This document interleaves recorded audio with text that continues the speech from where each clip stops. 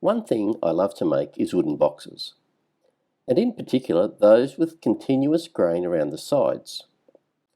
But to do this you need to resaw some thicker timber to get the book matching that allows for this feature. In this video I will show you how to make this resaw guide that was inspired by Andrew Klein.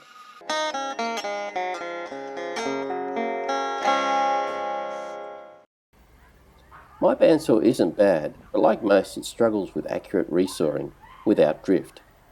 When I saw some of the other resaw fence designs and watched some great makers like Andrew, I had this idea for a simple build. Using some scrap MDF, skateboard wheel bearings and dowels, I set to designing something I could cut accurately on the CNC. You could do it okay on a drill press with a fence also. These were then press fit onto dowels.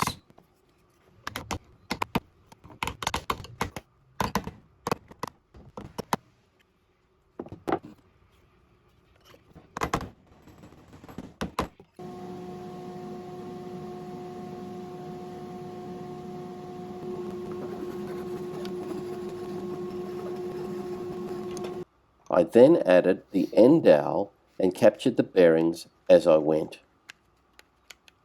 The 8mm dowel is a perfect fit in these bearings. To hold the fence in place, I used a magnetic clamp that came with a measurement gauge I use when metalworking. It fits into a simple box-style frame on the back of the fence and works quite well. It is really strong. Of course, if you have some genuine mag switches, then just adapt those.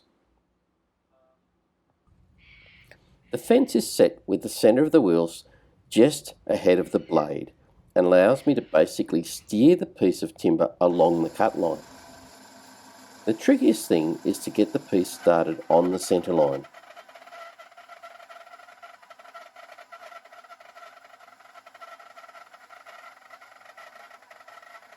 But with practice, this can be achieved with some precision.